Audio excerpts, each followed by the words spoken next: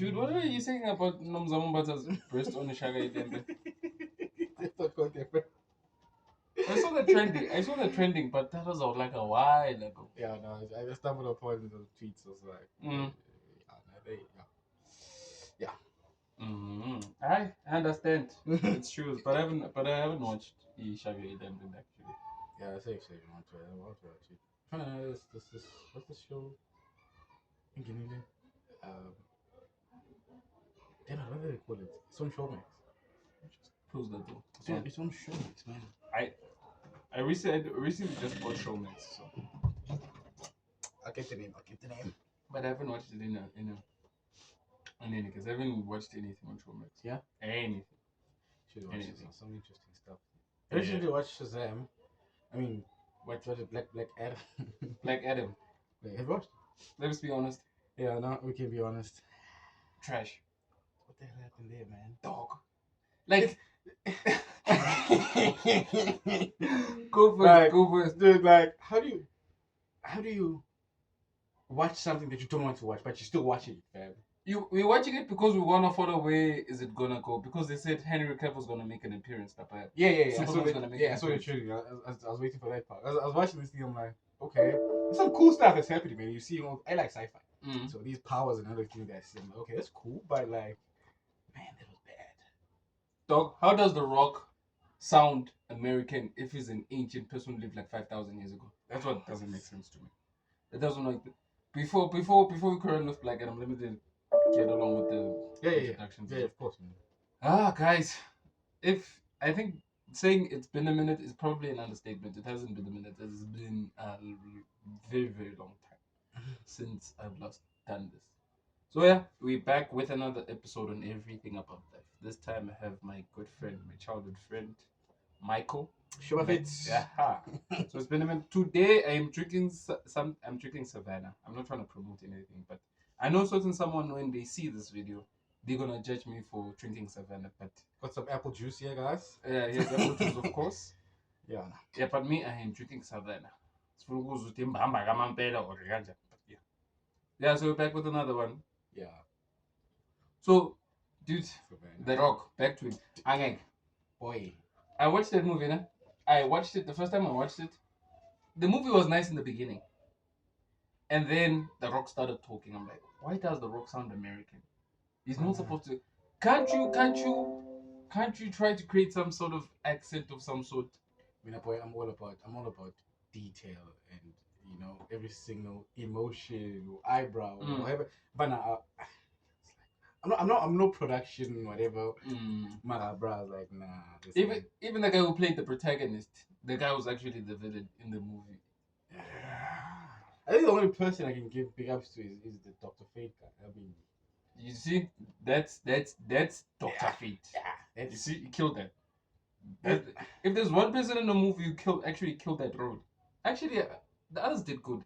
The only person that I did not like personally, I did not like The Rock as Black Adam. It was Ted Adam. I think it didn't work for him. I think he would have give him a different power in some Fantastic Four reunion or something. I don't know, man. But that didn't work. No. Dog, apparently they've been in the works before they created this Black Adam movie. Like it was in the works for like, I don't know, since 2007. I mean, that's like how many years? Like 15 or 16 years or something like that. And then the anticipation building up to the movie, and even the trailer was great. But The Rock's acting, just like every other movie that he's done, is just, you can tell that he's The Rock. Yeah, you can tell he's The Rock. Yeah, that's like you can tell he's The Rock, and he's supposed to be Ted. He's supposed to be that character. He's supposed to be Ted Adam. We're supposed to hear that accent that that those guys were using in that country, right? You could tell that the accent it's Middle Eastern and it's Ted Adam, and it should have sounded like that. Even in the comics, Ted Adam, even in animation, he sounds like he's Middle Eastern. Yeah, they should have left him with the hoodie on, man, or something. Just I don't know. And then they decided to change the costume. They changed a lot of things up there, and even with the way it ended in itself, I thought it was supposed, like the trailers made it seem as if it was dark, but turns out it wasn't. It turns out it wasn't. When you, in retrospect, when you watch Black Adam, you're basically just watching another form of Shazam, if I'm being honest. I also actually didn't like the character of Shazam, to be honest. I'm not gonna lie. Okay, maybe the first one was pretty good, but when they did the second movie, I dude, mean, what's going on? I know- Honestly, I don't know what's going on with DCU. I don't know, man. No. I know he's a kid and all, and then the persona's like, it's too much comedy for me. Man. Too much. It's, Now there's this. The vice president is who's this guy? James Gunn. Now he's the vice president of. I think it's. I'm not sure if it's Warner Bros or something like that, but something of the sort. Now Henry Cavill is supposed to come back as Man of Steel, as Superman and Man of Steel 2, and that movie was supposed to be shot by Zack Snyder. Turns out it won't be. The Flash, same thing. It was supposed to interact with how Justice League ended, how Zack Snyder's Justice League ended, but that wasn't the case. So Henry Cavill was recast. They're putting up a new Superman, so they no longer carry on Man of Steel 2, of which the first Man of Steel was a brilliant movie. I'm sorry. Superman, Henry Cavill is Superman. That is by far the best Superman that's ever been depicted. By far. All of these other Supermans, that is by far the best Superman I've ever seen. The one that was made by Zack Snyder. My goodness. yeah. What happened to Small? What happened to that? I don't know what happened to that. It's like people don't see these crossovers that they can do with these series and these movies. Well, like you watched The Flash? You watched it? Yeah, I saw a friend of mine showed me some snippet of it. He's like, don't watch it, dude. Wow. It's like, but you have to he's watch like, it so you can judge for watch yourself. it. Yeah, I watched it, of course, but he's like, Yeah. don't watch it. Yeah, let me It's like, you know, the Flash series and then the Flash, this movie, and like, the Flash series is like, yeah. and this guy is like, Wow. ice skating. Wow. Ice skating, that's funny. You're kidding. Yeah, but and I guess it is what it is. Some of these movies that they're making now, I feel like there's no. You remember there's like a time, I think it was 29, 28, I think 2018, 2019. Those 2 years. I think that was the last time. That was the last time I can say that.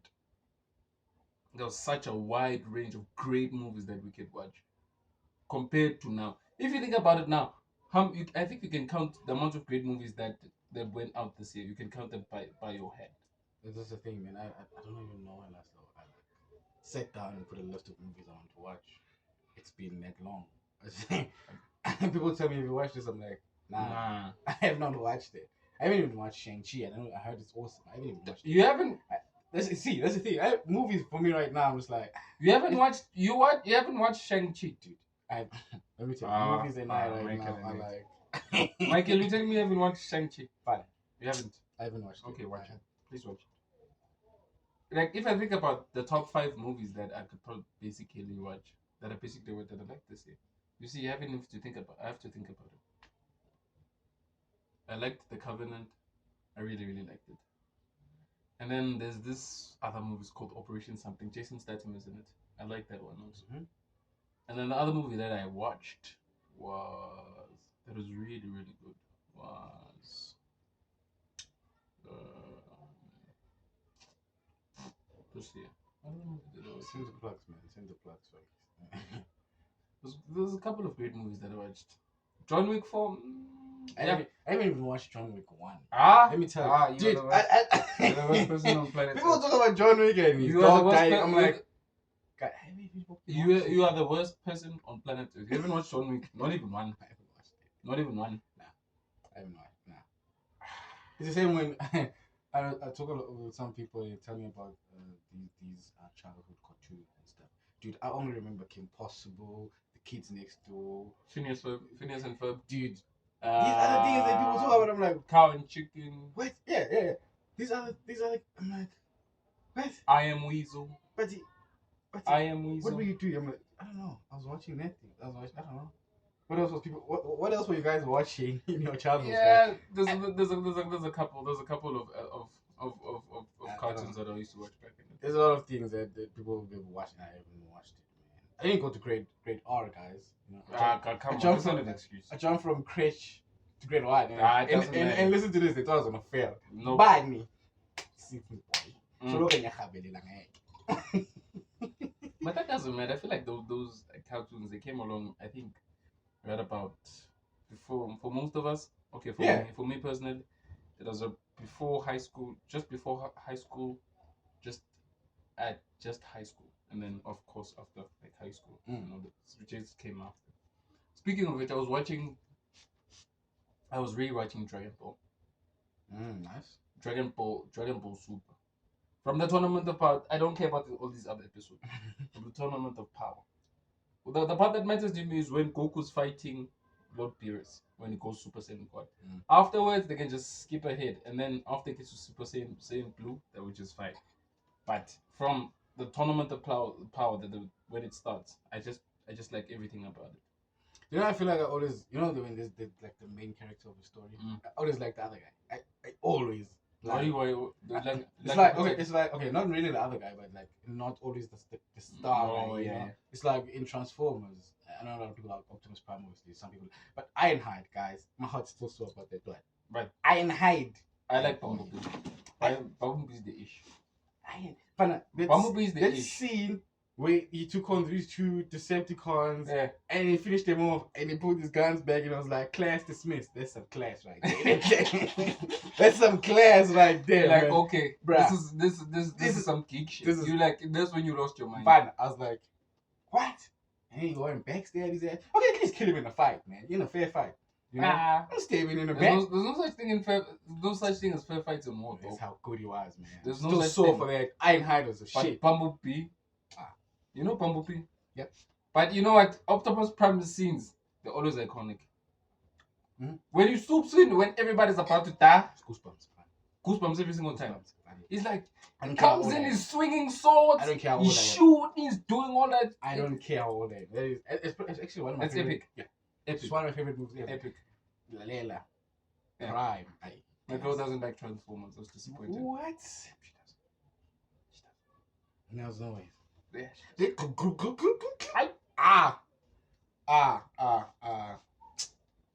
Fantastic stuff. Fantastic stuff. Movies, man. Boy. But this is what I'm saying.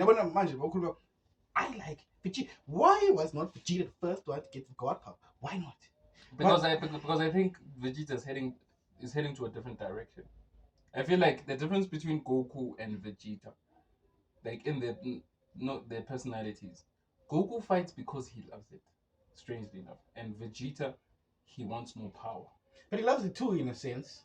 Fighting, but not like Goku. Goku's almost playful with the fighting. He almost like wants to take on the strongest person because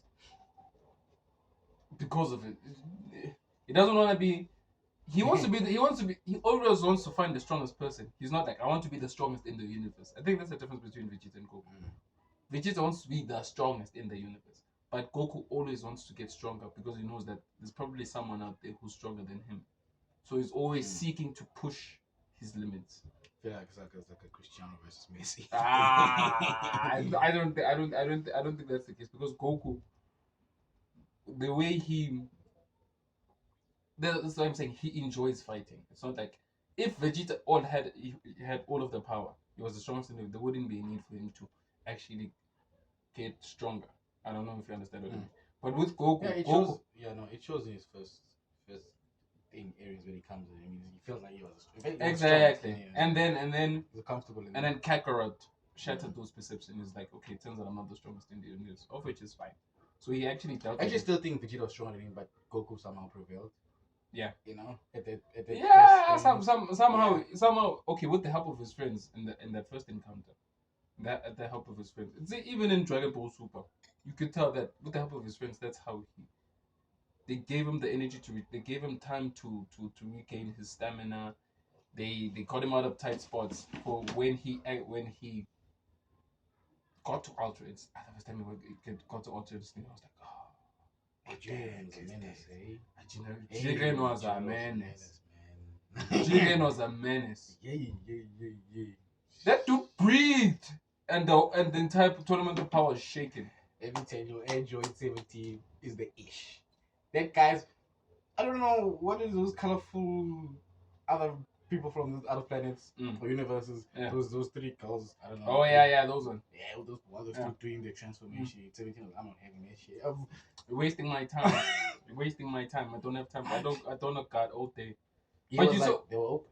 But you What are you like supposed to do? the part that kills me every single time is when the first time Coco goes out, it goes to Ultra Instinct, and you could see Biggles' face, and which is he's trying to understand what the heck is going on here. It's let's watch. Dog. And then you could see it as like how could have like they were so annoyed. Like they were so annoyed. They were like, dog, how the hell do we get here? I don't know which episode is it. Which episode is it? I think it's the first time we fight Tyrion. Nah. Let me Google it quickly. It's been a while though. Hey, y'all know. Yeah, it is. It's been a while. I feel like I've been not too like. I feel like I could not have the energy to sort of do this. So Yeah, no, we've been actually pushing for a while too. yeah. We said we're gonna do it in it. Nah, and then we didn't. And then like, Let's not boil guys with some anime, too much anime, yo. yeah, we're gonna move it right on, but I just wanna. That scene gives me goosebumps every single time. But in any case, dog. Every single time, gets me every single time. So I don't know which episode is it. I don't know if it's. You know what? We'll find it. Let me find it quickly. Because that scene is the issue. Fine. It's like yo, Nati. It's like And even the music. Even the music in itself is dramatic. When I think no papa, I'm busy with Peter Cullen. If I'm doing something big, I'm like, dude, just say something, man. You can just even say like, listen, you've got this. I'll be like, okay, no, I got this. I've got this. Shout out to Peter Cullen, y'all. Nah, shout out. First time Goku went. It's like that childhood memory the first time he went Super Saiyan. Oh, after they killed Krillin. I wonder if you do not go outside. After they killed Krillin, if you do not go outside your house after the episode and try and transform. Episode 110. You didn't feel Thank that. you. Dog. If you did not go outside after that happened, transform yourself. Dog. You know, this is what you did. It's like, fam.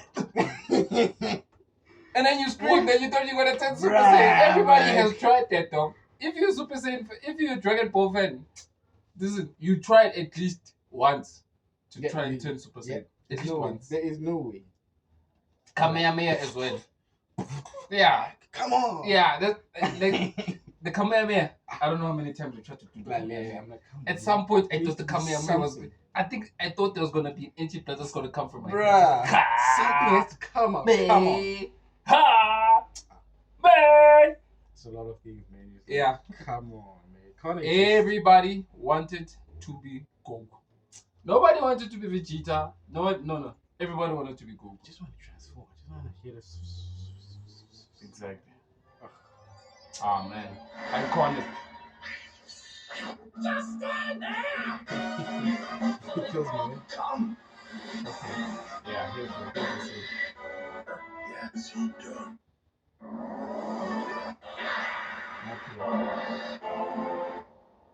I'm good, Ants. I'm tired, no? And for us, Dog. Goku! Some geek shit, dog. People are watching us geek out over Goku. Yeah.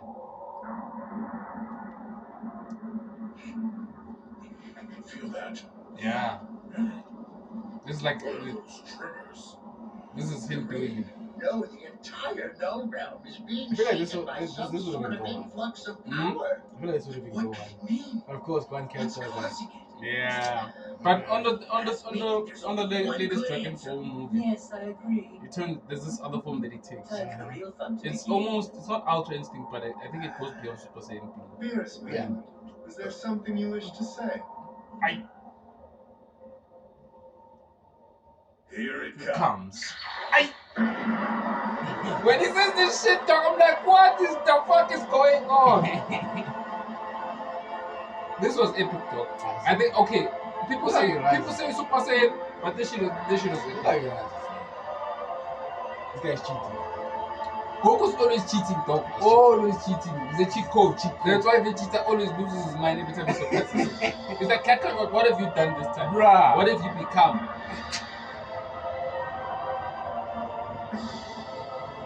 like Jiren. As a menace. This guy.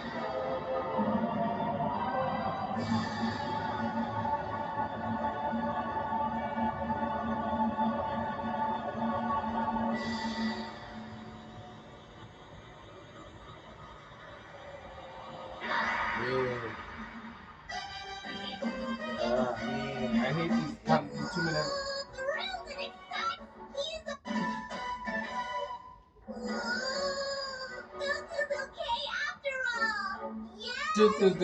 Dog, even the music, even the soundtracks. Come on, dog. People say, hey, these other enemies, dog. Dragonborn is one of one. One of one. I don't know how to explain this, but based on what I'm sensing, it's safe to say he didn't survive on dumb luck. Yes. Different about it, that's I- for sure. Yes, I'm sensing an incredible strength from him, and yet His energy is so calm, it's giving me the creeps. let us watch and see what happens. After all, I'm this supposed is to the create first things time that you even can use I have seen Goku in this curious state. My toxic trait makes me think that I can fight someone and just move. Without. Let me tell you, man. my What the hell are you toxic saying? trait. What the hell are you After saying? you watch a scene like this, Dog, they didn't see him move, dog. They didn't see him move. Nobody saw him move.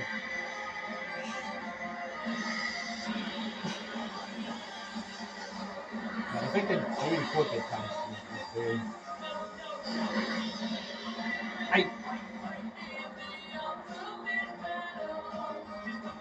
Kabanga, you haven't mastered shit, but here you are, dodging shit like I don't know what the fuck this is, dog. Goku may have only grazed Jiren, but he did connect. Considering he couldn't touch this guy in his blue form, that's saying something. he's amazing. I've never seen my dad move like this before, not in any form. It's not just that he's a lot faster, it's more than that. I can't sense him transitioning to his attacks at all. Yeah, his dodges are like that as well. What the hell is going on? I watched this with my own eyes. I still can't believe what he's doing is actually possible. Kakarot, what have you become? Power every single time, every single time, When to surrender, Goku. every single time. Already lost his fight! You don't do this to my guy. Does this shit, dog. This is no everyday power-up, boys. That reaction speed and such precision. Dog, It's crazy. How is Goku doing this? look at Whis' face. Take this, scoundrel! Justice! He's walking. That's embarrassed. Goku's a cheat code, dog. It's like Superman. It's basically Superman. Superman is also a cheat code. He's also a cheat code. You wish to face Goku alone.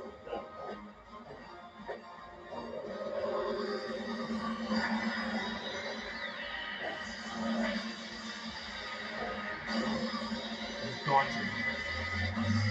He's dodging.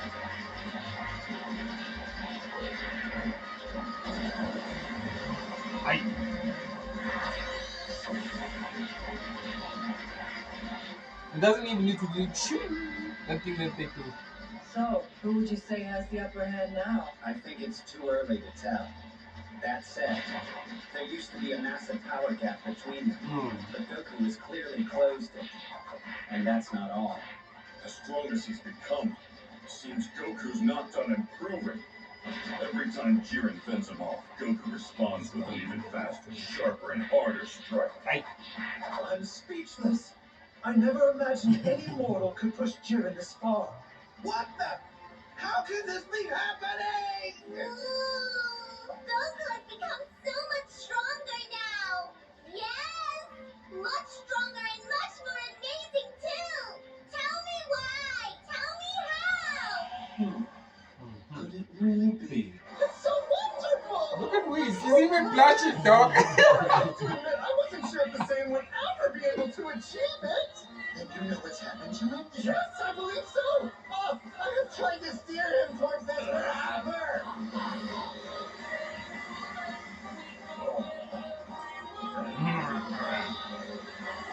He's done it.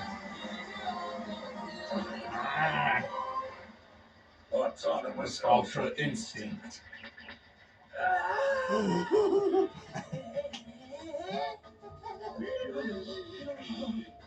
So that's how he's reacting so quickly. I see. But Goku is a mortal being, and that is an extremely elite level of power, difficult for even the highest gods to reach. It can't be! It can't! That's impossible! I'm not sure what you're talking about, but the other deities certainly seem to be pretty concerned about it.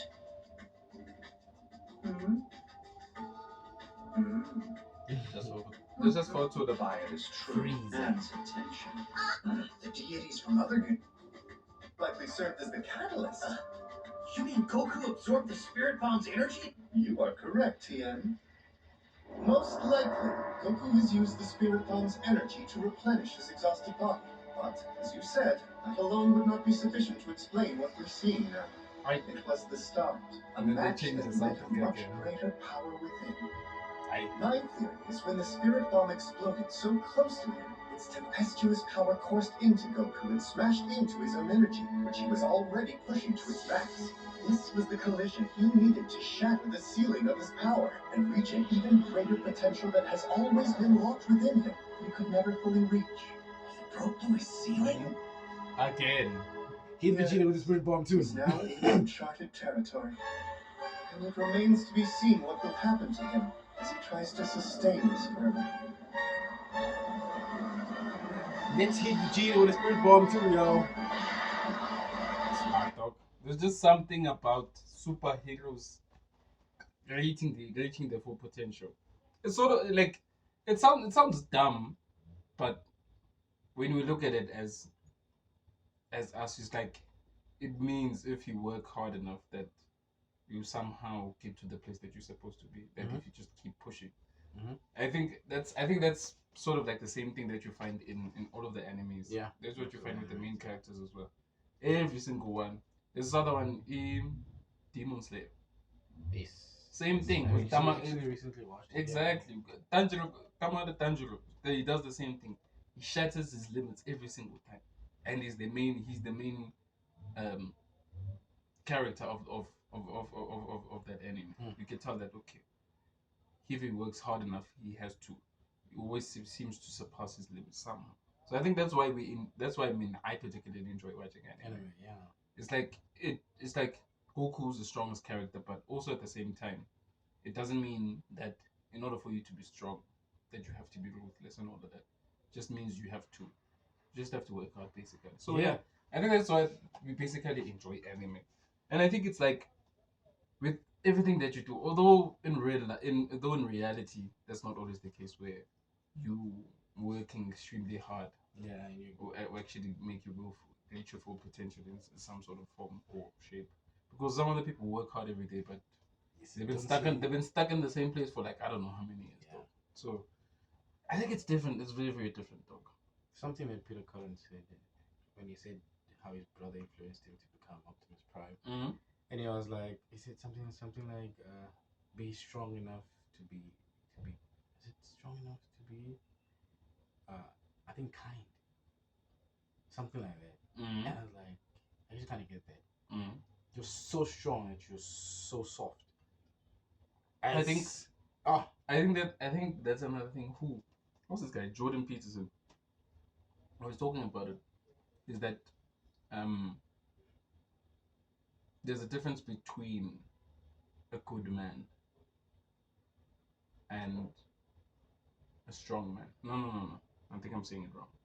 He says that the difference between being a good man and being a great man. Yes. I think there's a difference. It's because being a great man. Okay, I think I'm phrasing it wrong. But I'm phrasing it very wrongly. I think I remember that. Yeah. So he's basically saying you being the good man is you being kind. Is almost letting people walk all over you.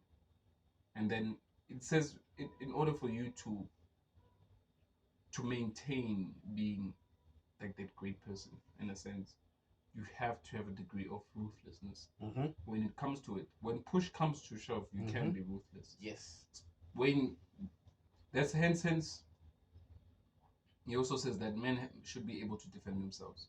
So Yes. it means when the time comes, yes, you can be a good person, but when the time comes, you have to be a terrible person for that particular time because you are defending yourself from danger or that you're trying to do something. So I think there's a difference in that because I think people think masculinity is just I remember that. I think I watched it. Some guy asked him, "Does it mean like you have to be to hurt people?" Like, no, but you have to be capable of it though. exactly. That's the I- point. That's the I- that's the point I was alluding to. You have to have the capability of being able to hurt someone and being able to have that control of not hurting someone, using it when you have to, not using it just because you can. Yeah. That's a sign of a weak man. That's a sign of masculine. That's a sign. That's a lack of it, if so to speak. So if when you constantly hurt people, using that power and that that violence to hurt people for no reason at all, that makes you a weak man. It doesn't make you a good man. But making a great man, it means you are able to be violent when violence is necessary. When violence is necessary, that's when you show it. So I think we sort of have to find the bridge and the balance between it. When the time comes for you to be ruthless, for you to defend whomever you're defending, even yourself, you must be able to do that without question, without doubt, without doubting your mind particularly. So I think that's what I was trying to allude to. So yeah, I think for most of the time there's this thing that you're supposed to be. Yes, you can be soft. Yes, you can definitely be soft. You can be soft, you can be kind, caring, all of those things. But you must also have the ability to strangle someone if needs be. If needs be, Or punch them in the face. Or punch them in the face if you need to. Not because you can. Not because it's just something that, but because it is something that you should do. It's something that you must do. The situation requires it for you to do that. But the situation doesn't require for you to do. You don't need to do that. If you have a great self-control, that says something. That says you're a great man. That's why I like Bruce Lee's quote. He says, "I'd rather be a warrior in a garden than a gardener in a war." Because when you think about it, if you're always a warrior, you're always prepared to thwart war, to stop war from happening. But if you're a gardener, now you have to fight to end the war instead of fighting to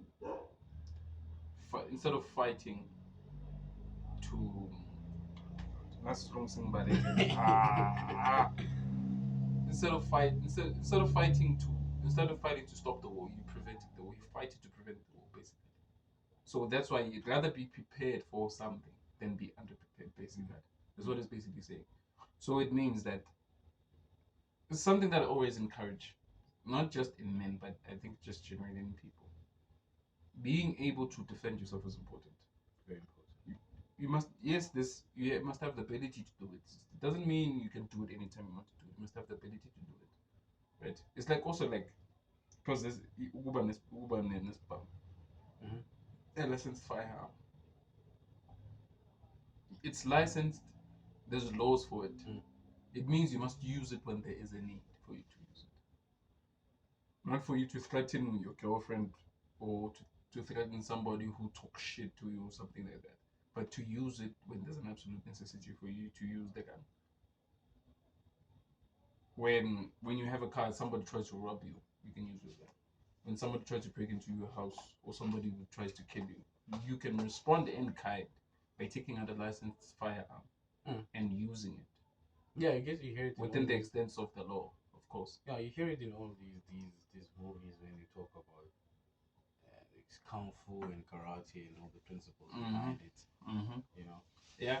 And they always talk about it for your defense. It's not really for exactly. So I mean, I think I like these mandatory laws that, especially in these Asian countries, that it is mandatory for you to do military service. It is mandatory. In case war comes along, war is on the corner, you it's can just- prevent it. It's actually very smart.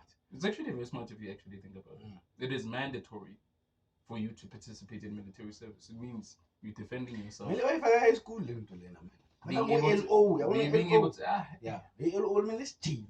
my god, dog. Flat jini yazi. But I feel like generally South African men just have like a problem, like a violence problem.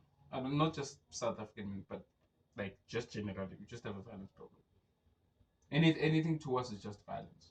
The slightest inconvenience, all we have to respond is actual violence, of which it doesn't make sense. Like that's our first instinct. Girlfriend yakhe cheated, you're gonna respond with fists, right? Okay, we am cheated, and now she's gonna respond in kind by throwing things at you, swearing. It's a form of violence. Swearing is a form of violence, and throwing things it's another form of violence. It's not just physical. People think there's just physical elements to it. There isn't. There's also other elements to violence, right? There's many other. So if you're just gonna frame it in the it's just physical violence, no. Because if you take a look at kids here outside, I'm gonna look at them. This other kid takes a stone, points at them, okay,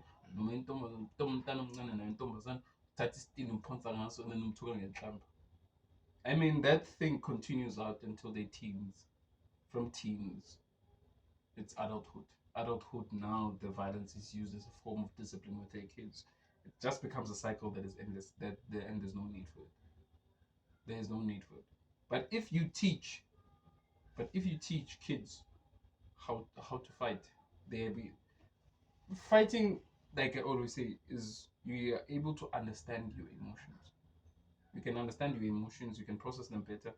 You can, because you're learning something. You're learning what it takes to do it and how much effort it takes for you to do it.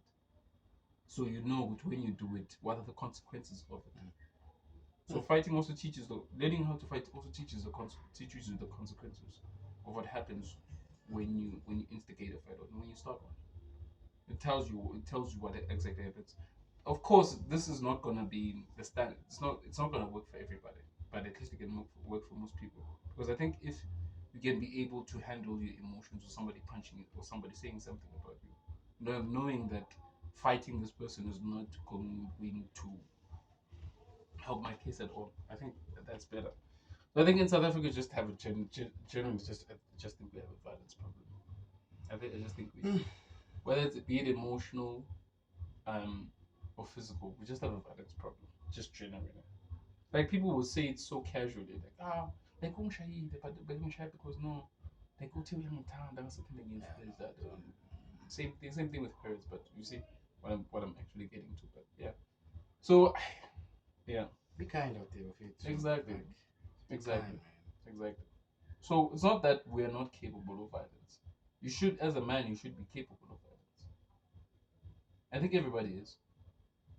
I think everybody's capable of it. You should be capable of violence, and it's not a bad thing.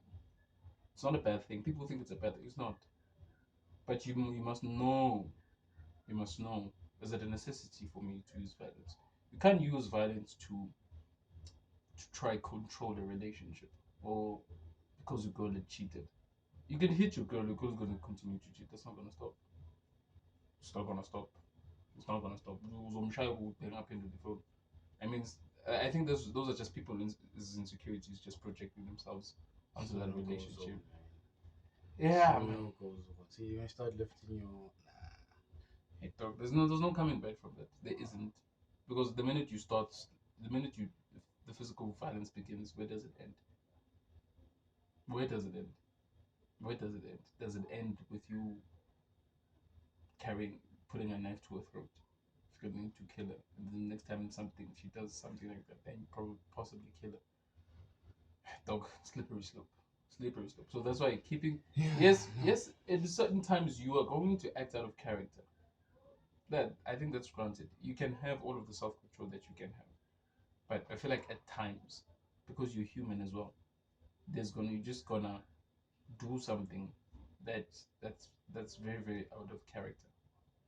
But you must be aware of it as well. It's okay, this was very out of character. I can't do something like that again. I can't possibly do it again. So and then when you recognize that type of, okay, I can't do this because the person that if I do this, this person feels next time I make them angry, they're going to get physical. I'm not sure if it makes sense. Yeah, no. Yeah. It's inevitable for us to get into the relationship talk, guys. I thought it was inevitable. It's always inevitable. So it always is. But I think not just our romantic relationships. I think also other relationships as well. Our first resolution cannot be violence. Ultimately, violence cannot be the resolution. Because it comes a necessity when you have to fight off someone. When you have to fight off, when let's say Usambele and sister, like I'm just making an example, and you're trying to harass your sister, right? And then you're gonna push them away, like, dog, what are you doing? You want to take off with, and then he instigates the violence. When he instigates it, you return it, right? You return the violence, maybe tenfold. Yeah, bro. In some other instances, I paid, but I think that's the danger with most. I think this thing of men trying to protect women is becoming increasingly difficult because people can simply take out a gun and shoot. Hey, it's becoming increasing. You can't. Yes, you can push a guy away and say, "Dude, don't do this," but not fight. Trying to fight with them, because when you fight with men, we're men. You punch me. You punching me. What the fuck? Maybe I'm gonna show you who's boss. Take a gun and shoot you. But if I push you and I say, "But you can't do this," yeah, and you just walk away. I feel like that's a better thing to do. Because man, it's dangerous, man. Trying to protect a female friend or a colleague or a female cousin from things like this becomes increasingly difficult because people can just so much take out guns and shoot you. So you can't just go around punching people in the face. So you have to be more careful about it. So you can't just, I'm capable of violence, so I'm going to punch you in the face. You try to punch me in the face, I'm punching you in the face. Next thing you know, I'm taking out a gun, I'm shooting. So I think it's better, man. But it's a very thin line to walk. Yes, you're capable of violence, but how do you use it? Because if you use it in this instance, you might lose your life. Yeah, might lose your life. So I think we're very careful about it. I think that's why sometimes my merchants, they just like, can't we just be people, man? Come on, man. Human beings. There's these videos trending now on TikTok showing the old Johannesburg. Nale sound, yo, what's this old song? Yo, what song is that? Man, these Brian McKnight songs, there's this song. Oh yeah.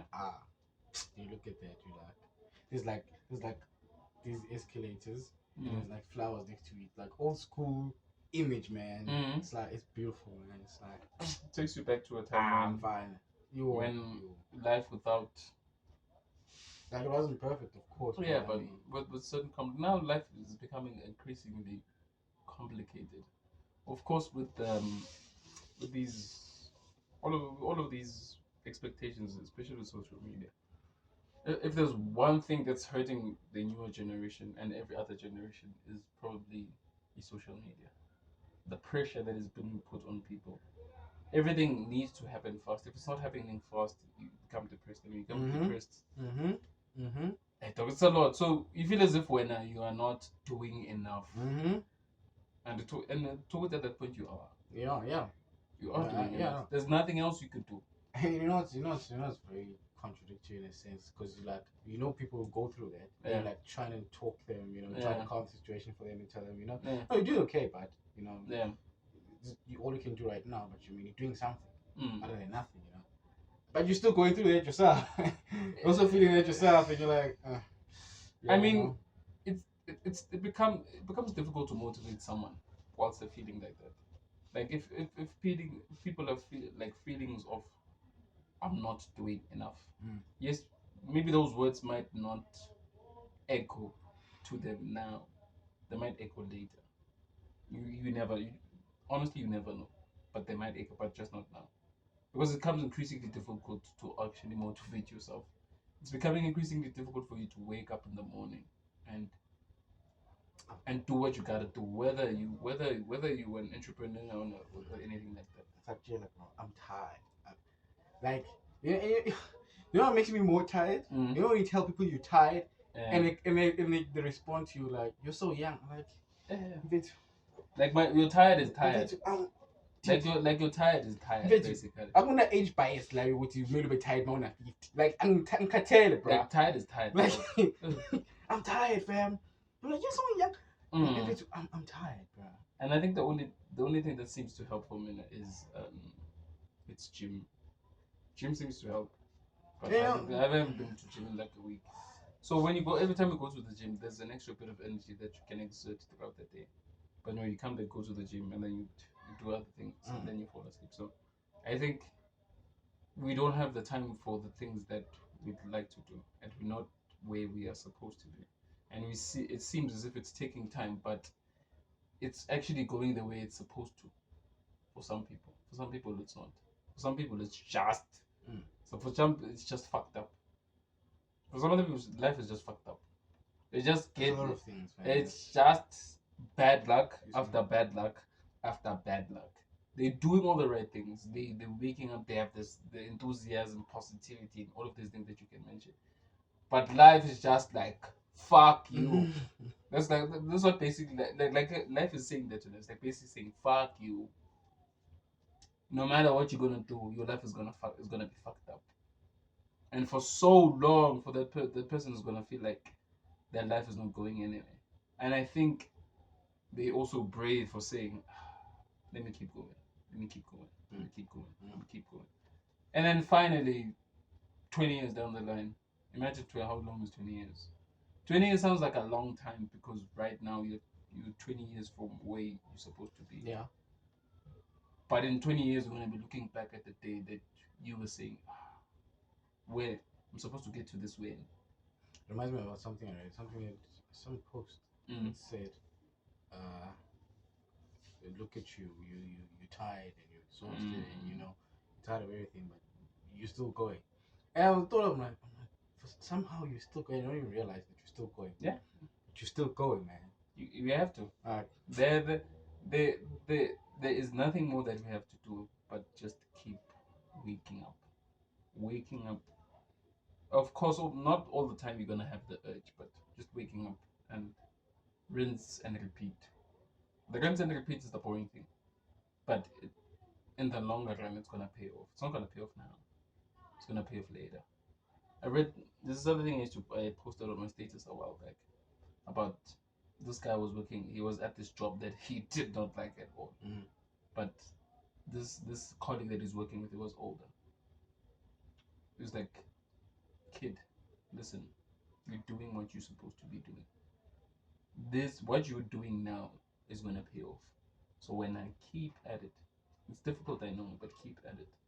So some other people do. They just keep. Some other people just keep.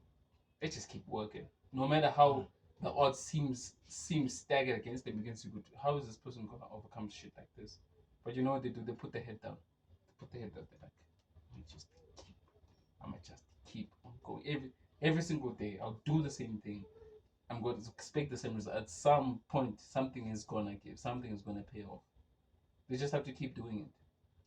You just have to keep doing it. It's increasingly difficult, but you just have to keep doing it. And I think we like using these. I think it's like using New Year's resolution within a year. I'm supposed to do. Time is relative, guys. When you use resolution, time is relative, guys. Boy. Time is relative. I think when my girl asked me, what are my New Year's resolutions? I was like, it's not really a New Year's resolution, but it's like I need to be more patient with myself. So with that, with saying I need to be more patient, it means I can't obviously put a timeline to what I want to achieve. I can set goals. I'll set goals. Yes, I'll set goals. I want to achieve this. But if now I start putting a timeline to it, I'm putting unnecessary pressure on myself. Actually, it's something I actually haven't thought about. Because mostly when you set your like resolutions or goals, it's normally like physical aspects or materialistic aspects and stuff. You don't really think about your behavioral or emotional stuff. I just need to be more patient. I've been doing there was the months where you are impatient, but I think for the most part I've been mostly patient. But I can't. That's what I'm saying. I can't scale it within a year and say this year I've been a bit more patient. Because if I'm gonna say this year I've been patient, now I'm gonna look back on the year. What did I achieve? I shouldn't look at it that way. What are the goals that I ticked off, and what are the goals? I ticked off a couple, which is good. That's good. Which is good in record time even. So the others, they just if it happens, man, beautiful. If it happens now, beautiful stuff. But if it doesn't happen now, I cannot say I failed. No, I can't say I failed because the time for that hasn't come yet. I just have to be ready for when the door opens for that. When that opportunity presents itself, I just have to be ready for it. Be ready, yeah. Yeah. So now that I've scratched these other goals off, I can just put new ones. Right. I can just put new ones. And in some, the older ones, like the ones that you put up like the beginning of the year, those ones might stay, and then the ones that you just put on now are the other ones that you might actually achieve quicker. Yeah. That's what I'm saying. Time is relative. So time is relative. We cannot put a timeline as to within this particular time I must have achieved something. I think that's what depresses people a lot. Okay, that's just a thought. I think that's what depresses people a lot. People want to achieve things now because I don't know. They think time. I don't. I think because they think it's what have I done in a year. Sometimes all you had to do this year was just be steady. That's all you needed to do. You just needed to buy a couple of things for your place, or get yourself a new phone, or get yourself a couple of things. Those are goals within themselves. They may not seem like anything, but they are something. And then the following year, and then the opportunity is going to present itself. So I think for me, that's what I've done for my so-called New Year's resolutions. I think I've been more patient with myself. You actively remind yourself every day that patience, patience, and sometimes that's why sometimes you just go to work, do what you have to do, come back, sleep. You don't have to now go into detail whatever I achieved today. Sometimes you just have to go to work and come back from work. Just keep working. And keeping working, gaining the experience as well. It's not just like you're sitting at work, you're gaining experience as well. Just gain experience.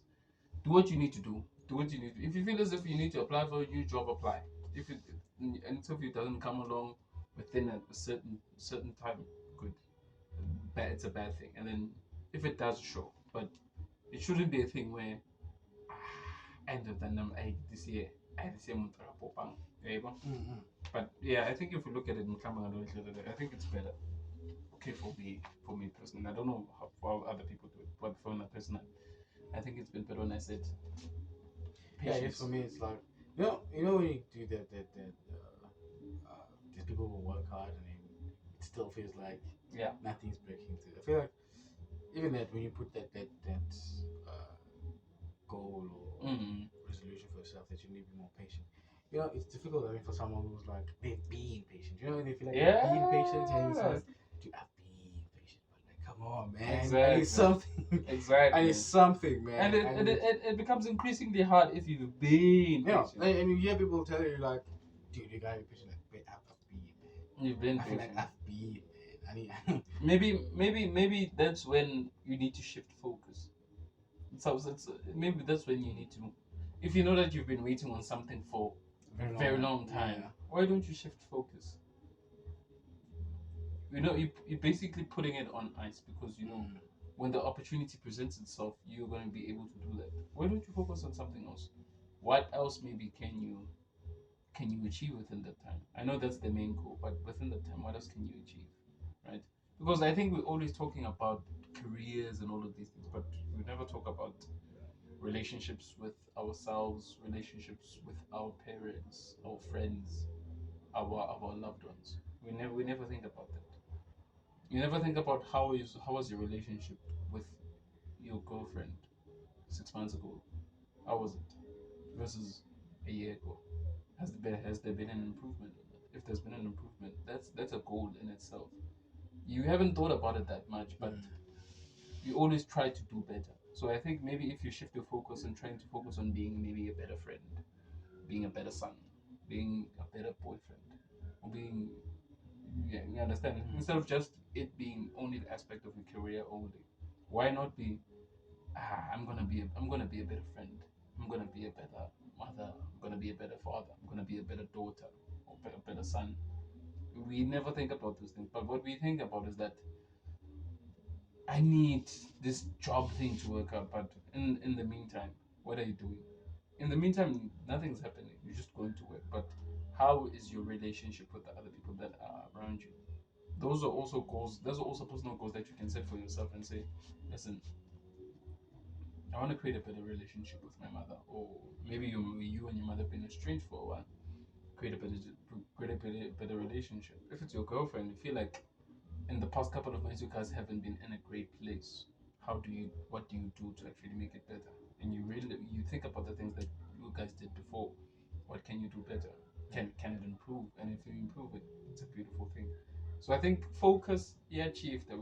That's what I think that's what we can do. Yes, there's the big thing. There's the big thing, but there's also work. So I think that's also one of my goals: being better, being a better partner, a romantic partner, being a better friend, being a better son to my parents, being a better babumkhulu to my cousins' kids. Yeah, it's one thing. Being a better brother as well. How can I make that better? How can I nurture those relationships? Because we have to continue to nurture them, because our lives do not revolve around work. There are people that are around us. There are people that we have to share life with, and the people that we have to share life with, we have to make sure that our relationships with them are better. Yeah, I didn't make sure you're still okay with yourself as well. Exactly. Going Also through with these yourself, changes, yeah. because it's exhausting. Exactly, because for in some other instances you realize that you have to have difficult conversations before, with like difficult conversations with that particular person that you're trying to build a better relationship with, in order for you guys to get to a better place, right? And then there's, because having it's very uncomfortable, but you have to have it. It's uncomfortable. And you can't. Sorry, man, but I think for what I've realized is when you having an uncomfortable, you need to know you're having an uncomfortable conversation. Yeah. Because if you don't, it feels like yes, Exactly. something as this person who I think they are now. Exactly. No, and guys are just having a difficult conversation. Exactly. And people shouldn't see it as you trying to create drama, or trying for you guys to argue. You're trying to get to a better place, and getting to a better place is having that comfortable conversation, because there could be something that has been eating away at you probably for years, especially maybe with your family. But now you're trying to really, really address it. And if that person is willing now by themselves to mend those bridges, I think that's better. And also with your friends, trying to make sure that you're more there for your friends, right? More there for when they need something, that you're there. Doesn't have to be, of course, it can't be just financial, but also emotionally. Are you there? Are you present for them? Are you present for your romantic partner as well when they actually need it? Right? There's If they something don't I have heard. an understanding, sort of can you sort of make adjustments to something because you love them and you still want to be with them, and it's not something that will compromise your integrity or anything like that. So I think at the end of the day, I think yes, we focus on these career goals and all of these things, but I think the other focus should be that how do we make our relationships with the people that we love better? How do we do that? I think that's also should be the focus. Instead of saying I need a bit, of course the job thing is always going to be a concern, but in the meantime, what are you doing? Because there's nothing you can do. Some of the things are not within your control. So if something is not within your control, what can you do? Can you Something I heard in one of. I think this is the open most. some up? Yeah, let me open on the other side. Yeah, Just yeah. have Something I heard. I think it's the most self-reflective thing I've ever heard in my life. Yeah. I don't know if it was from one of these shows that I watched. But it was like, yeah, brother. Mm-hmm. It was what? There was a question that was posted like, Mm. would you marry yourself? Would I marry myself? Would you marry yourself? I was like, whoa. Whoa, What the heck? I'm awesome, dog. What you mean? whoa. Would you marry yourself? I mean, it was the most self-reflective thing I've ever. I was like, Damn, but that's a question, dog. that's a question, man. Would you marry yourself? Would you marry yourself, guys? Would you? We're the most beta looking at yourself right now, but would you marry? Like, yes. Dog, we have to unpack that a bit. Let me pull this beer, dog. Because I'm concentrated on that. But that's a great question now. I have to admit it. It's a great question to I ask. was like, jeez. I took okay if Would yes. you marry? Why? Because I think there's the emphasis that I want to get married, but the question is, I think that's the question. Though. Okay, before you say you want to get married and shit, like you want to get married and shit. If you do want to marry yourself, why? Exactly. I was like, whoa, what? I don't know if it was one of these shows that I'm watching now. Mm. And I was like, jeez, man. So, Thanks, man. No problem. yeah. Like, So, okay, that's another question. Why would you marry yourself? Dog, go. Why would you marry yourself? Quickly. Why? If you were to get married, why? if I were to, let me tell you, I have the answer of would I marry myself? Why? I'm not quite sure if I have that answer, to be honest. Yeah, definitely, yeah. Let's see. Yeah, but I shot that 20 times. I think I would, and I think I have a reason for that. Yeah, people are gonna say I'm blowing my own. Of course, there's there's that. I mean, yeah. And when I was thinking about this thing about the what are people gonna say thing? People gonna like judge you innocent. And I keep on seeing these things in like public media, like, yeah. Guys, let's stop judging each other, man. Let's. If you buy it can't become the dog. Like, but I think that question. I think that question is very hard to answer because then then how we should certain people shouldn't get married in that sense. I think everybody would marry themselves. The people that marry them, they know. I think the person that knows is the person that's gonna marry you. I think they can. I think they can answer that question more beautifully. Jeez, man. Because that person sees you with all of the flaws that you have, but they don't care. All they care about, all they can think about, is spending the rest of their lives with you.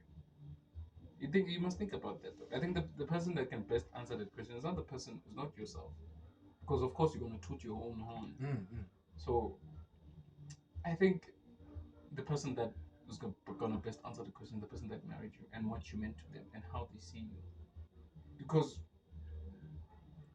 I think the only thing that makes a person special is how we see them, especially in relationships, romantic relationships, is how we see them.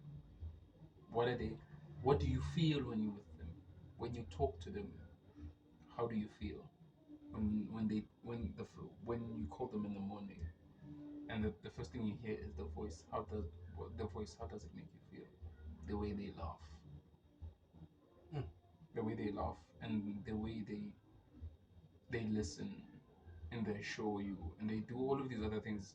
They do all of these other things that to the human to other people are not noticeable to you, to them, but they're noticeable to you, and you can see them for it, and it's the reason why you want to marry them. Whether it's the principles that the person has, or how they want to go about their life, on how they would like to raise their kids, on how maybe they're raising their kids as well, or their kid as well. So it's not just all of the other things that you think you have. It's the other things that they see when they see you that make them special about you. Because without without the way that you see someone, that person cannot be special. When you break up with someone, and then you lose that thing that you had for them, and you just realize you were just ordinary. Yeah. You were just ordinary. Yeah. The thing that made you special was the fact that I loved you. When you lose that love, there's no longer that kind of thing. You just realize the person's normal. They're just like any other normal human being. Yeah. And then you get to feel something else for someone, and you love them. To another person, it may not make sense why you love them so much, but to you, it makes perfect sense. Everything does. Some other people may see them as erratic, impulsive,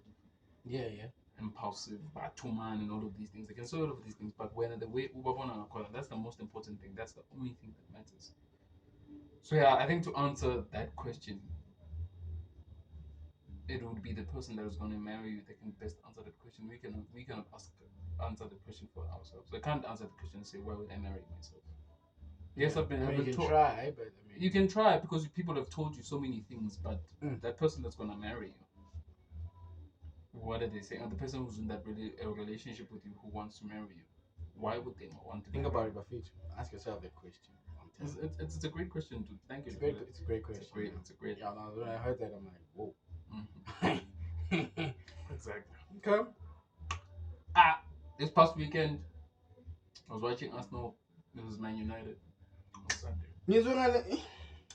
Let me get this out the way. Wow. Let me get this. Get it out of the way. Let me get it out of the way. Get it out of the way. Guys, I support Man United, yo. But I what are we gonna hear now? Dude, I'm honest enough to know that we are still nowhere near close to winning this Premier League, fam. Lalena, we've been progressing since I don't know when. Yeah, but you guys. But nah, we're not. We're not close. Like you can, but I don't know. I have something. Like when I see guys play soccer, I play soccer myself. So like when I see Man United playing, I can tell, man, yeah, probably they'll win this match, maybe 2-0, you know, and then they'll go next week and play face someone else and win probably 3-1. Yeah. But I have this thing, Guti. The fourth match, they can lose 8-0. Because I understand, Guti. They're not. They're that kind of team. Yeah. Yeah. So I'm fine. Like we can end third. I know we might probably end third on this year's Premier League. Honestly, I was particularly frustrated with Arsenal. I'll tell you why. In that 90 minutes, Arsenal weren't pressing Man United hard enough. They weren't. The press was ineffective because the striker wouldn't be pressing. The person who would be pressing from midfield. And already when you press from midfield, there's already space, right? So so Man United can just play a one-time ball into the midfield, and they already had position. That's how they created the first goal. See, this is what I don't understand. If Arsenal weren't pressing that much, how did Man U not capitalize? Are we unable to? Because you see, this is what I'm reading. I'm like, if we're unable to capitalize, if Arsenal are not doing what they're supposed to do, and we can't capitalize on it, there's no way we're gonna. You know who you miss? Who? Paul Pogba. Don't laugh. Let talk. Mina, I don't know who's scouting for Manchester United. Maga, James Madison Buffett. I've been watching the kids from Leicester. What is he doing for Tottenham now? I was like, how do you not see this talent? I don't understand. Who's scouting for Man United? I don't know. Give me this job, please. I don't know. They bought Mason Mount. The kid was like. They bought Mason Mount. I don't want to say any bad thing about Mount, okay? They bought Mason Mount. I've watched Mount before, and I think I liked him at the beginning of his Chelsea career and stuff, man.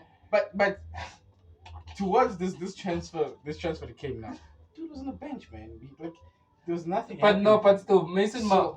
You know what Mason Mount is? Mason Mount is a number 8. He plays number 8 basically. If you want to utilize him better for you, so he can score goals, you play him as a number 8. You don't play him as a 6 alongside Casemiro. And you have to get a playmaker. Bruno Fernandes is a playmaker, but you need something. I'm saying, why doesn't he just recreate what Madrid did, man? Do a 4-3-3. Put a James Madison there. Put a Bruno Fernandes and put a Casemiro to hold the midfield, man. Come on, how is it difficult, man? Come on. You guys can't win anything. You guys can't win anything. I don't understand. And you let Harry Kane go to Bayern Munich. Imagine. You let Harry Kane go to Bayern Munich. I'm fine. To be honest, I'm fine with that because Ferry, okay, cool. We're guaranteed about 25 plus goals, right? I'm fine with it. Fine. You know, we don't have a goal scorer at the moment. okay, we have a new kid that we've signed. Man, Like, we okay, have so many okay. places. We have so many places. Do you think that kid is gonna score 20? I don't know. I haven't watched. I haven't seen any highlights of the yeah. kid. I haven't seen a Ah, kid yeah. play anywhere. To be honest, I don't know who the kid is. I can bet you this. I'm not gonna judge him. At best, he's probably gonna score 10. We'll see. Because you know, like, man, we still have so many positions that have been bandaged. It's our left wing. We have Sancho. We have Anthony. I mean, it's good, talented players, but you know they're not. You know what we need pros, man. We need world class. We don't want world class.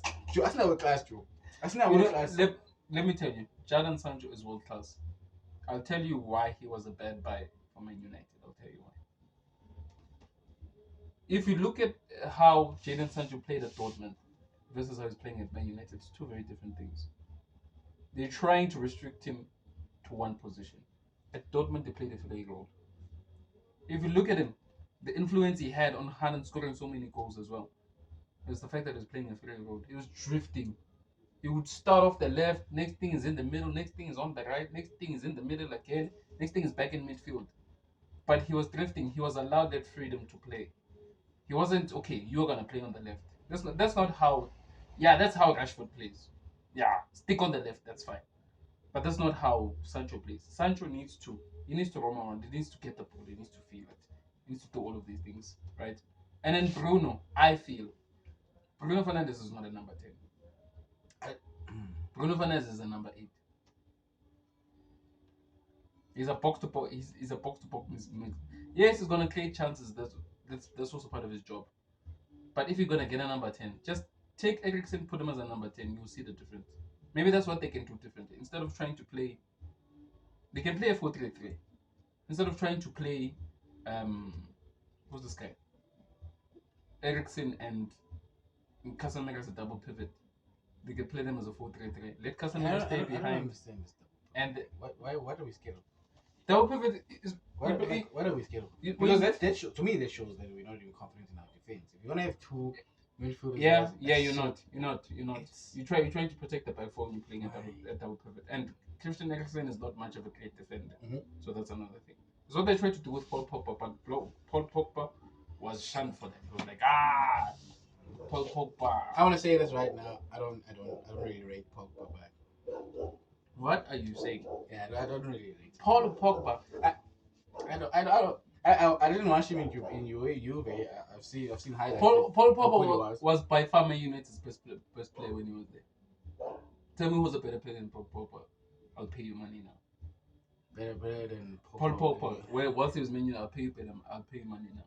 As good as he was, I still don't see like anything better that he did. To be honest, regardless of the, you can put the hair there because I mean, really, you're kidding me, man. It's gone. No, I think it's just in the house. Ooh, it's getting dark now. Damn it! What is it? Can you still see? Yeah, I think we can still see. Yeah, no, it's still there. Yeah, we can still see. So no, I guys, Gacy. Shaun Kakas. Has been load shedding, but you can still see us, no? Yeah, you can still see us. But what I'm basically saying is, Paul Pogba was the best player at Man United, by far. Not David De Gea.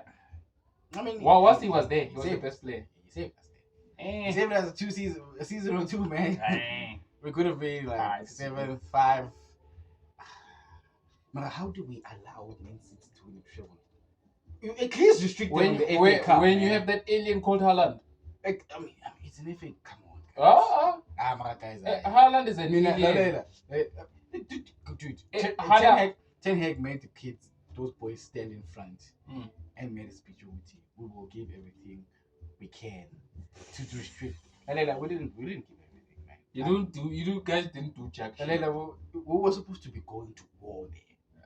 A literal war. 2 minutes in, 10 seconds in. Guys, what's going on? It's a treble, guys. We're the only team that did that. And you would allow your rivals to do that? Nah. Chagas is back, guys. We're back, guys. Yeah, I think the women switch. Boom. No, but dude, Man City alone are trouble. Man City frustrate me, yo. That's as good as. And then you add Haaland onto that mix. Alien. Man City could have a terrible game. You could play them at the park, but now they have the option of Haaland. Listen, you know what they like about Man City matches, eh? Mm. Even though they're having a terrible match, they're still good to watch. Like, Yeah, they're good to watch. exactly. Just watching the match, man. And then you have that alien. Like I'm sorry, I can't get over the fact that Erling Haaland is. Okay. How many goals did he score? I think I don't know. he scored 50 something this season. Let me. Haaland, young boy. Julian Alvarez. That kid. Anyone That kid is there to show me something. replace Benzema. Fede Harry Kane probably had the similar attributes in a sense. Mara, we need youngsters. But now, Real Madrid, if you're gonna listen to me now, yo. Julian Alvarez, guys. Sign the kid, You're please. taking chances. What a boy. What a star, man. Oh, what, yo. But It's that like was it. Upenado. Before even now. Bernardo left for Barca, right? No, he's still Still there. Yeah, Bernardo Silva. I think But- I had a dream that Bernardo Silva went to Barcelona. You probably will, bro. You probably will. Maybe in the season. I think it's that Barcelona stuff. Mara, before Umpana, when people were still seeing De Bruyne alone, De Bruyne is the star of Man City. But I think the Bernardo Silva was normally Pep used to play him on the left wing. Before because he used to actually rotate him in midfield or left wing. I'm like, guys, Bernardo Silva. Yo, Auntie. I wonder if Modric leaves or if Kroos leaves, please can we sign that kid? Because Bernardo Silva is a star Player. a hardworking Alongside star. that kid Jude Bellingham. Ay. Jude. Inkinga leyana. Never heard Linda. Inkinga. I'm envious of midfield players because I like playing in the midfield. Jude Bellingham. Inkinga. Inkinga a problem mfana. Inkinga a problem. And you know, Yeah. he's good. Jude Bellingham. He's good. Superstar. In the making. Jude. It's like he's perfect. Yeah, but He's Sancho. right now. Sancho was a panic buy from Man United. I'm gonna be honest. When I look at Jadon Sancho, that's why I feel so gutted that he's not getting game time. I think Man United's entire the way they've been operating. It's been When you look at those players now, you like. In fact, we've only released John Stones about a year ago. He's been there. John Stones. Dude. Man, check. I'm never confused. John Stones plays for Not John Stones, man. Who's this? Who was this defender that was always there but he never played? They only played him when we're injured. Like all defenders were injured. Evans, bruh. No, he's gone. No, weird.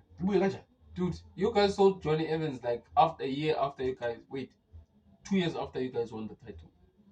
2 years after Sir Alex left, Johnny Evans left. He left for West Brom, and then after West Brom, Leicester bought him. Evans, man? Yeah, Johnny Evans. And then after Leicester, and then Leicester got relegated. Imagine, out of all teams in the Premier League, they got relegated. Out of all teams, they got relegated. But anyways, and then your guys bought Johnny Evans again. I don't understand it. You guys bought him again. That guy was Your guys don't want to buy the right players. Eric Bailly, Eric Bailly, he plays 4 matches and then he's injured for the 5th one. I don't understand. All I the don't time. understand, Guti. Eric Bailly is never fit. Eric Bailly can never be fit. You guys should have bought. When you go to Google and Google Man United sometimes, there's people you haven't even heard of. You're like, yeah? What? Dog, when I look at it, then this is for me. This is the place that Man United should have bought. Ruben Neves. Yes, I'm with you. All Rice. All Rice. Listen, To be honest, for me, more Rice. yeah, Ruben Neves is a number 6. Nah. Right back. Who was this? Who was this left back? Okay, left back. I don't think we have much of a problem. And then on the right, you should have bought. What's this kid? Yeah, I think in midfield. I think they should have. So you should have stacked up. defense, I think you should have bought Wesley Fofana before he went to Chelsea. There was this I don't know if it's Japanese or Chinese kid that's Yeah. You I went to haven't Bayern. watched his, yeah, I haven't watched his matches. Yeah, but Looks they, formidable. Bayern bought him. Mm. You should have bought. You should have bought Wesley Fofana, but he's injured now, and you should have bought Ruben Neves to stack up in midfield. Eriksen's a great player. Don't get me wrong. We But still if- have. We still have. Eriksen's a great creator. If you watch him at Tottenham, Eriksen is not playing as a number 8 there. Why? He's playing as a 10. Get James Madison. I still don't Ah, I understand with you. ah, Bellingham won't look boy. ah. But I saw this kid in Leicester. Mm. Ngathi, look, what a player. And And then I heard we're looking for Mount. I'm like, why? Mount. Why? Why? Like, what? Yo, I mean, Man United will frustrate you. we have Casemiro. We have Eriksen.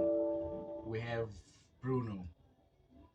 To be honest, I think That's pretty much it. If we play the 4-3-3, that's the best three we can put up front. I think that's pretty much We it. have Mount.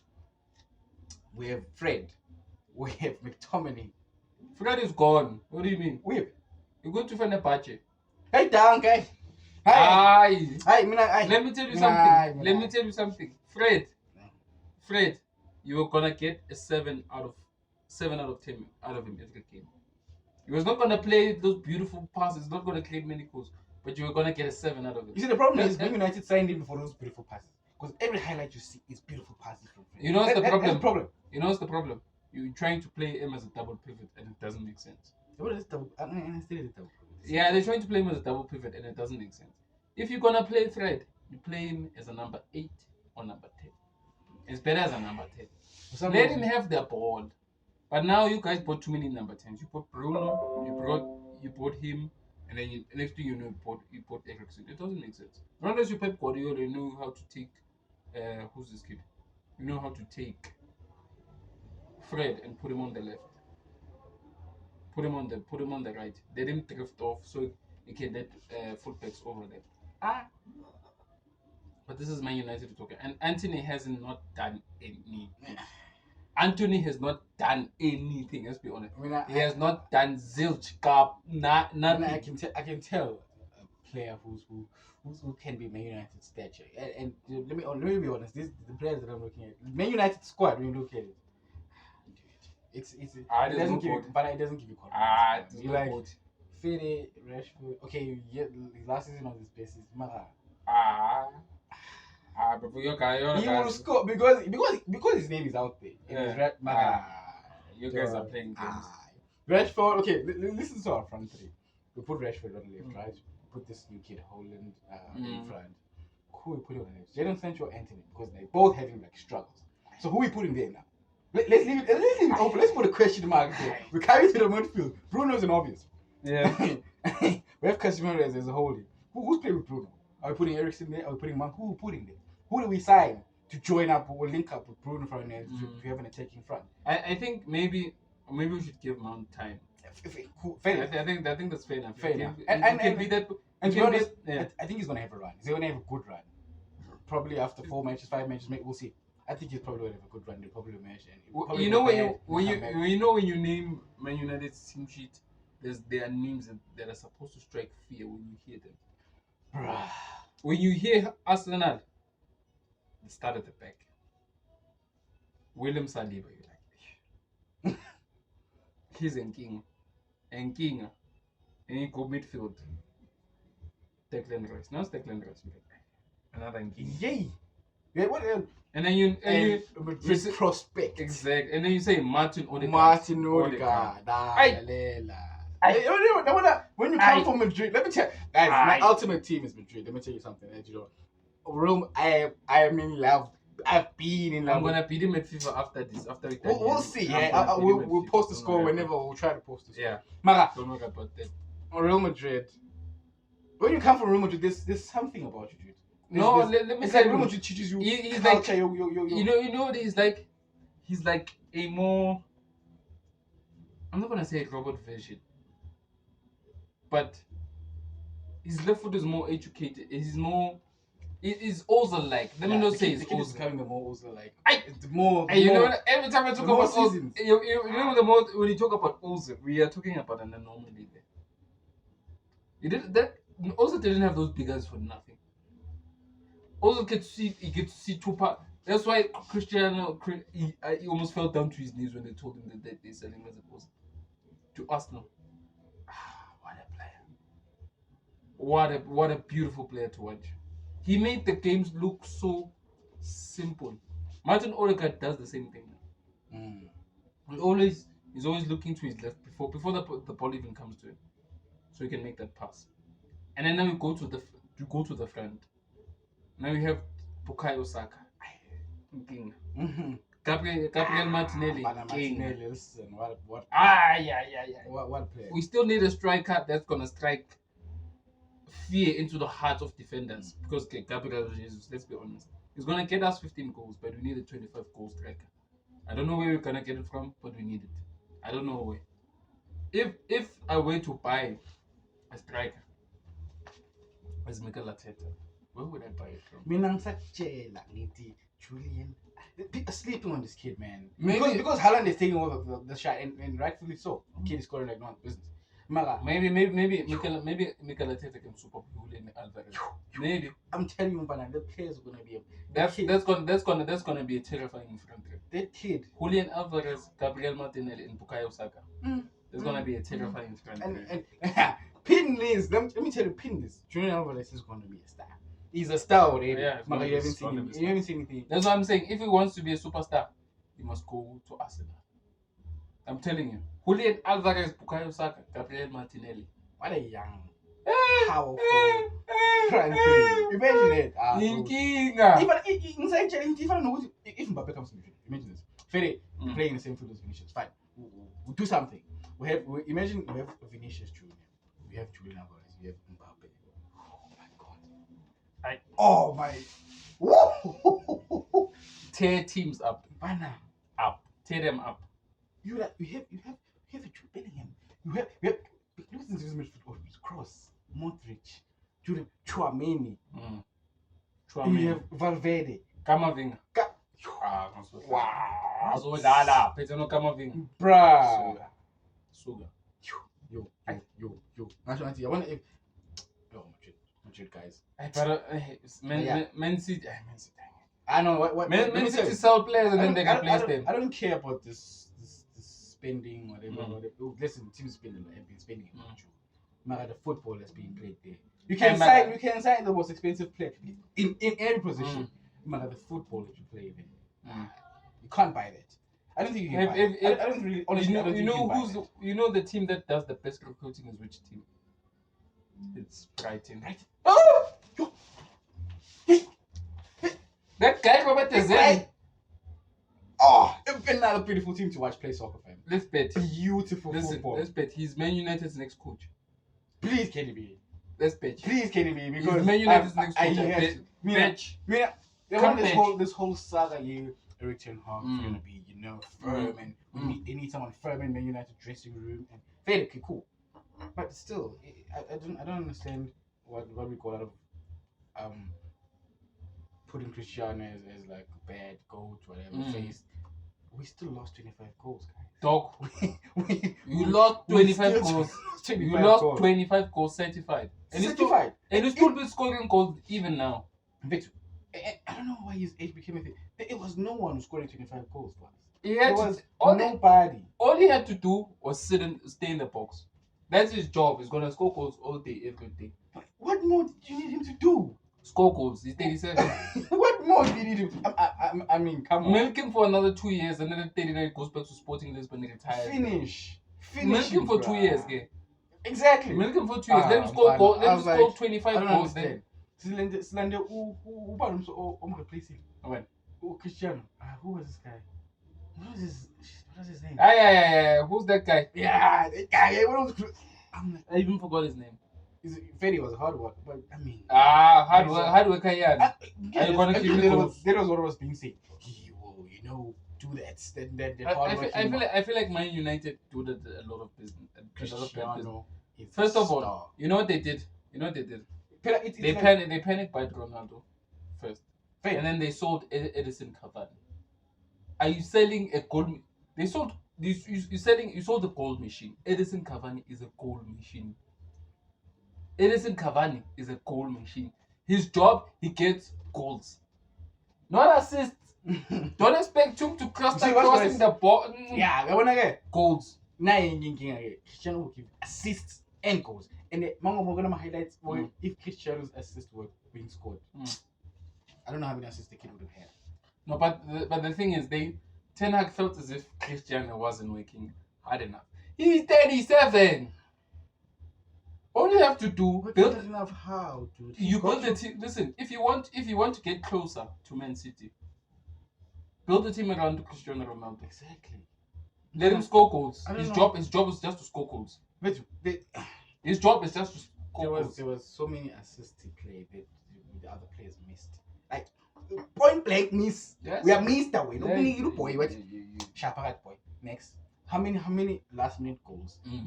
At his age, he's still doing what he did when he was 24. Exactly. Those last minute goals. How? But I don't care what his age. I don't care what your age is, but if you're performing, you're performing. Fam. 37. I don't care what age you are. You are performing. I'll And he was performing. Messi. Go MLS. Miami. I know it's MLS I now. don't like Messi, y'all, Mara. Yeah.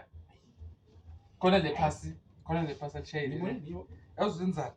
Anya yile ipasa linjani le? It's brilliant. Ngathi It's brilliant. enhle uqeda kumnika lo nwathi washayini into ephuma kanje. Udlala inika. Awumese udlala inika fan. eMiami. I'm not a fan. Mara, I'm a I fan of see. football. Hayi izinja lezi. Mara, wow. Asuka. Wow. Asuka. Hayi suka. Lionel. Hey man, I'm not going to inkathi zakhe. Ronaldo bekathi makathi. Mase kangena ngapha. Hey, They forgot it. Shall I sing Thinking his about book? they as soon as he moved to Madrid, that flair from Man United, it like moved away. Mara, Man United Maka- Cristiano. Ushaya into. Yo, imagine Man United Cristiano, Madrid. Yay! Ushaya into. Those- Yena ama-assist bewongekho bhayi. Mara ngithi mina Ronaldo. Makalinukele igoli. Awuse-JV. Yabona makalinukele. Fana, Awusenkingeni. beautiful free kicks by Messi. Beautiful Aye. stuff. Mara, have you seen those knuckle pulls by Cristiano? Yeah, yona lama free kick kwakhe. Yeah. You know, funny enough, uMessi akakadluli uRonaldinho for the record amount of free kick goals. The highest is Beckham though, isn't it? No, is this other president called Juninho? It's not Beckham. Beckham is like I think Beckham's But I number think four. Messi's not tied with Beckham for something. For Exactly. free kicks, yeah. Eh baba, Juninho. Special, you know when they say specialist, you know when they say free kick, goal.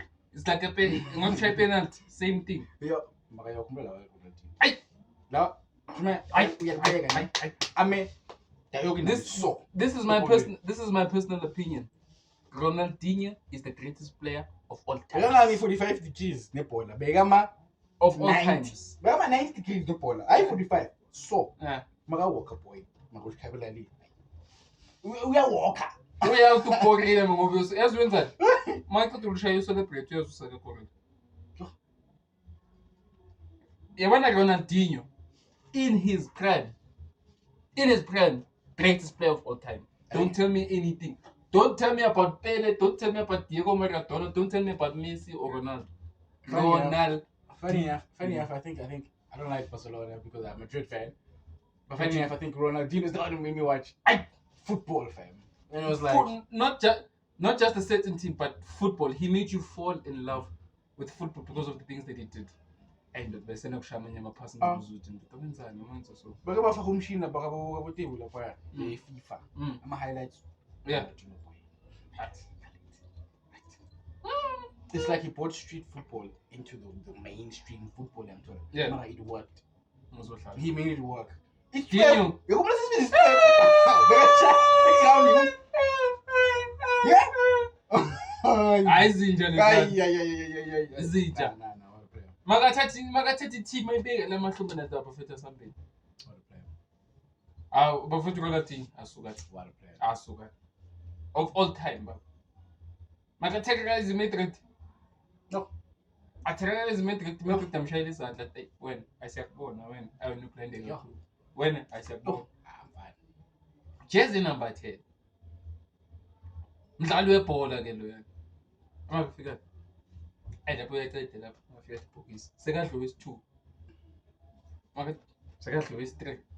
Makafika shay. Makafika. Bani? Hleli ngale.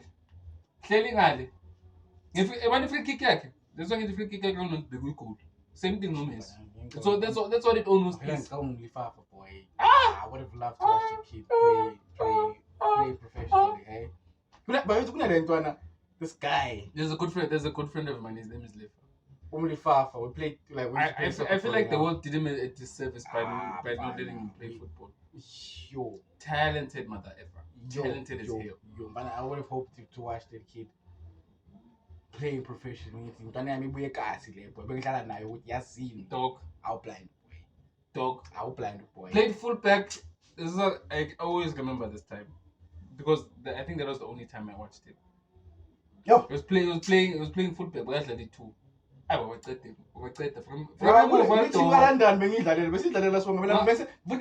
happily to be sacrificed to put on a bench for him to play. I was like, happy. It's fine. Let me tell you that I'm not blowing my own horn, but I'm a fucking good player. Let me tell you that. But I'm playing in the midfield. It's like I'm Cross and there's Cristiano, and you have to choose who to put. Please put Cristiano, yo. Exactly. Yeah, that's what. Yo. That's what I'm going to do. I'm starting to see on police. That's what from Wamba Nabu. We have a style as you want. Baba. What's more? Benji now in the day. Yeah. What's more? 11. Yeah, 11. Let's out. At Liverpool. You want to go corner? I shape it. I love your foot. Short foot, Labu. We're shape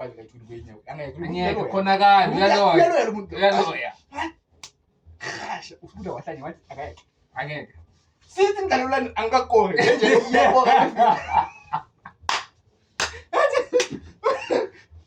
Context. Uspura is also a good friend of ours.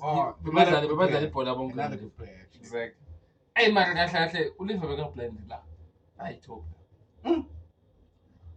The thing is about Lifa, Ulifa was complete. You know when they say someone's complete? It's like he had a balance between dribbling and I don't know, offensive play and still be able to defend. He had a balance of all. His work rate. Lifa's work rate. Yes, yes. You know when he wants to be serious, he starts at the back. He goes defend, takes the ball. Uqeda kwasan. Fine.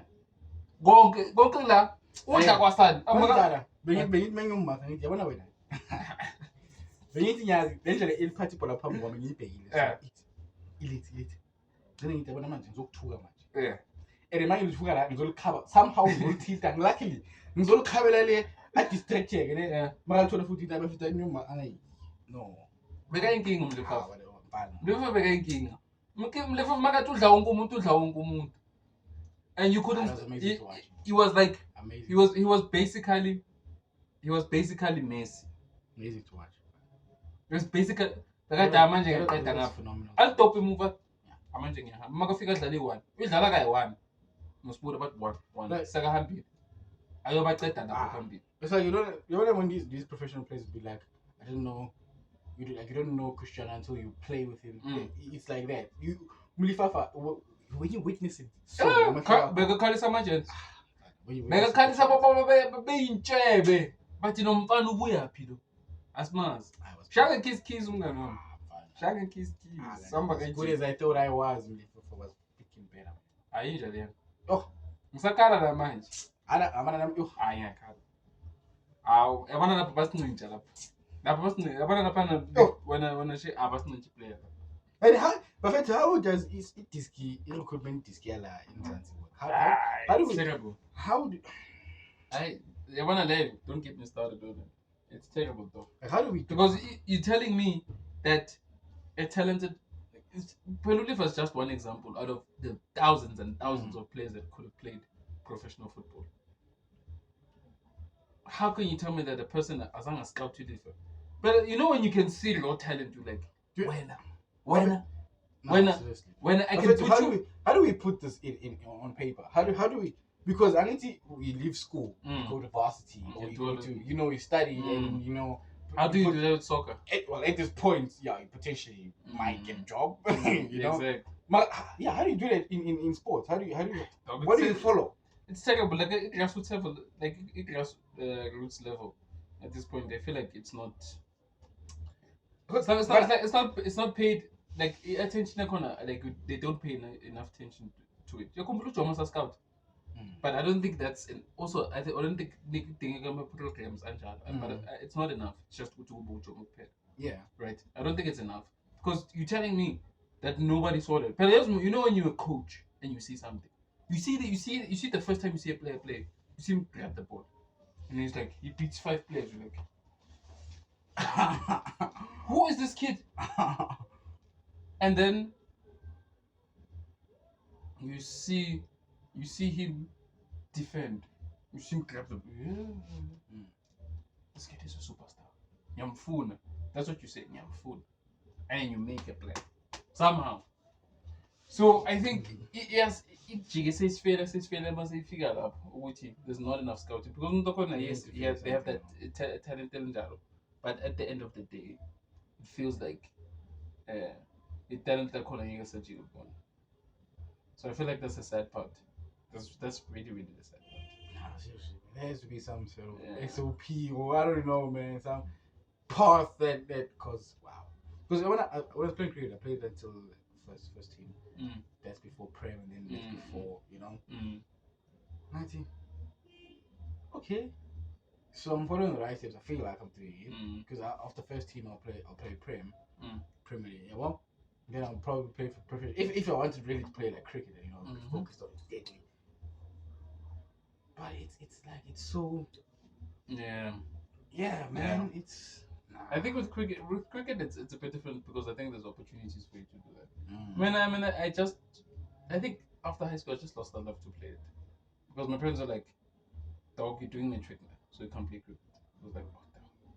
There's you guys killing my dream because I was planning on playing it. Because I plan on getting into the regional team. I mean, the following year. I would have loved to wear the helmet, hold the bat, and go out to a crowd, man. Dog, that's my sport, though. If you want to know what I was great at, what sport I was great at, is cricket. Fine. I wanted to feel that feeling of playing cover drive for it going to 4. And hearing the crowd acknowledge what a shot. That's it for me, man. Playing for your country, man. Playing cricket, there's something. Personally, there's something about not the batting but the bowling. There's something about great summer's day. I have a ball in my hand, and it is a swing. And the Iranapiam is actually perfect that day, and it's the first ball of the day. It's the first ball of the day, and you can feel it. Dog, just to go there and play cricket.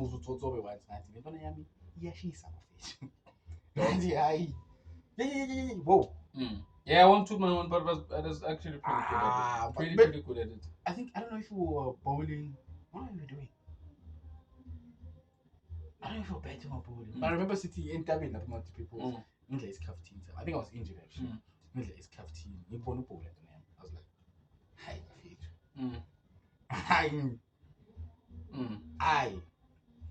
This is other coach of mine, Guma under 15s, we Easterns.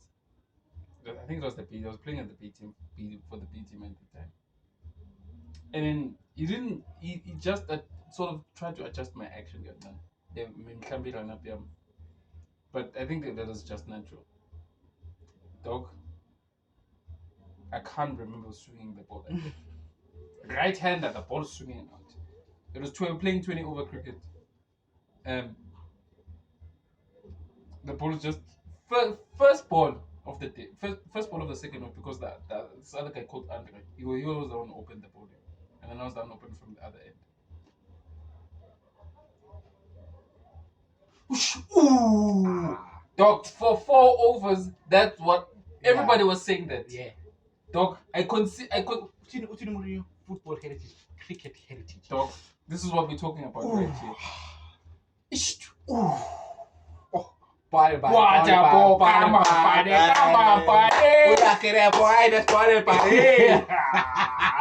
Dog, and then they went for it, right? And then they switched. When they switched, I was bowling to a left-hander now. That's bowling then. I was swinging in. Usually, of course, when you swing the ball out to the right-hander, when you bowl, it's usually just gonna swing into the left-hander. I was swinging. Keep up, boy. I'm gonna keep up. You don't know. Hey, it's yeah, you bastard. Dog. Oh, fine, nice. Dog. Man. Guys. Great times.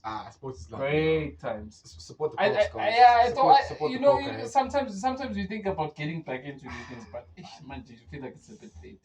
Maybe you might do the other thing, the coaching thing. Maybe I might do that. Support the poker, yo. Support the poker, guys. Poker tomorrow, eh? Yeah. Tomorrow. Did New Zealand won? They lost. That's why the score was very. Exactly. I made a place. There's a raffle thing going on at work. Oh yeah, we do. Some app sports. What is it? Sports something. Sports, I don't know, but yeah, we also do. Yeah. They said New Zealand's gonna win the World Cup and they lost the first. But If we win this thing again, it's not that's not gonna happen. like South Africa. I have It's not gonna happen. It's not gonna happen. I go by holiday, boy. My good people, it's been great, no? It's been a while. And I hope that you are going to tune this, and I hope that you are going to love it. Whoever loves it, whoever doesn't love it, say again. But anyways, it's been great. Thanks for having me. It's been a minute. I hope to do this again. You definitely see me again. Soon. Yeah, you'll see him again. Don't worry about that. But like I always say, choose love over fear, because it's the only thing that will win. It wins, actually, especially on twice on Sundays, actually. So choose it, because love is the only thing that we have. It's the only thing that matters. It's the only thing that fuels our spirit. It's the one thing that we got. Peace and love. Stay true to my boy, guys. Everything about love. Muzukumalo. Aha. Yeah. Aha!